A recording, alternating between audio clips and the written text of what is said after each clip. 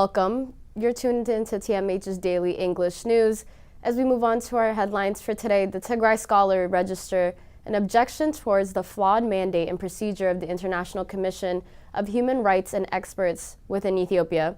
Security forces in Walaita detained prominent scholars and opposition members, and Sudan has declined to participate in Eritrea's brokered peace meeting. As we move on to our main updates for today, Tigray University's Scholars Association, also known as TUSA, registered an objection to the flawed mandate and procedure of the International Commissions of Human Rights Experts within Ethiopia. The Tigray University Scholars Association had called for the rejection of findings of the previous joint investigation from the very beginning and for the establishment of a new, impartial, and independent inquiry commission.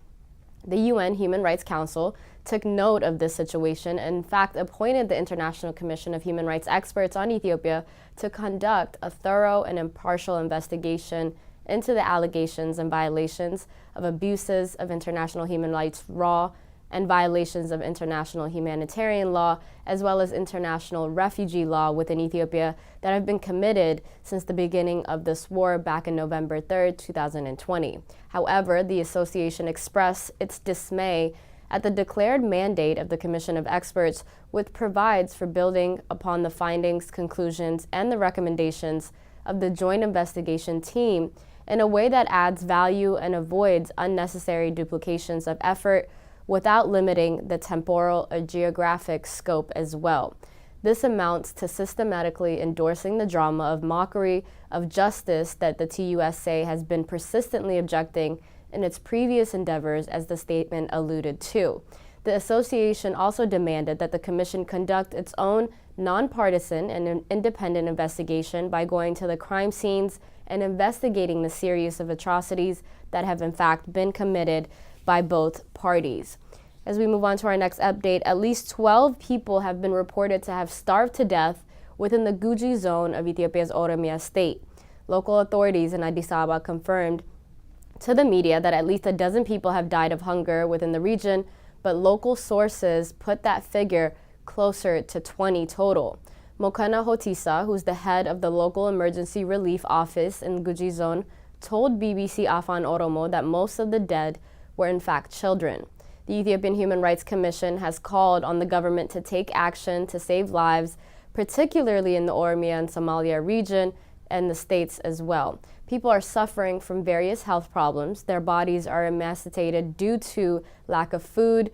Their stomachs and legs are swollen, and there are people who are sleeping extremely sick. Healthcare facilities are physically and economically inaccessible, as the commission added, and the fact that the movement of food and other supplies in the affected regions has been made much more difficult due to the security and the concerns of the renewed violence as well. Security forces in Walaita have detained prominent scholars and opposition members. Security forces in Sodo town, the capital of Walaita zone in southern nations, nationalities, and peoples regional state, detained once again Asafa Wadajo, who's a notable prominent of Walaita statehood and central committee member of the opposition Walaita National Movement. The party and his wife confirmed to the Addis Ababa Standard that the former lecturer at Dilla University, Asafa, was in fact detained on Sunday, the 7th of August, by security forces. His wife, Mento Ab Gabraselassie, said that their residence was also completely searched and tarnished. Asafa has not been brought to a court, and reasons for his detention still remains unclear. Emmanuel Mogiso, who's the chairman of WNM, and his part, said that the party was not aware of the reasons for Asafa's detention, but did indicate that they believe it might have been connected with Asafa's outspoken activism for Walaita's statehood. Asafa has been detained for many months previously as well.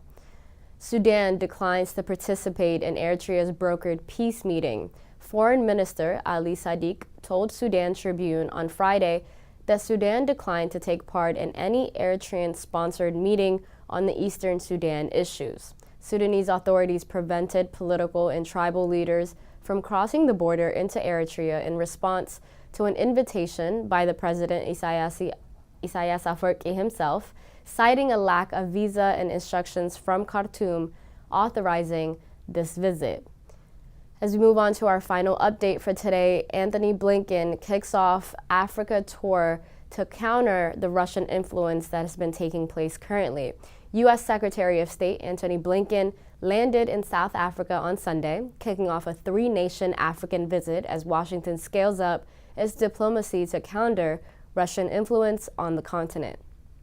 His visit comes after an extensive tour of Africa by Russian Foreign Minister Sergei Lavrov late last month, and Blinken's trip also follows a visit by French President Emmanuel Macron, who's been in Cameroon and Guinea-Bissau late last month.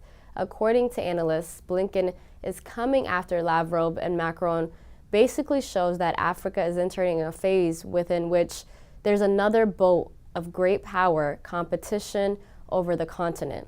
Lavrov's Africa trip took him to Congo, Brazzaville, Egypt, Ethiopia, and Uganda. That concludes our news for today. Thank you so much for tuning in. We'll be back for some more tomorrow. Bye-bye.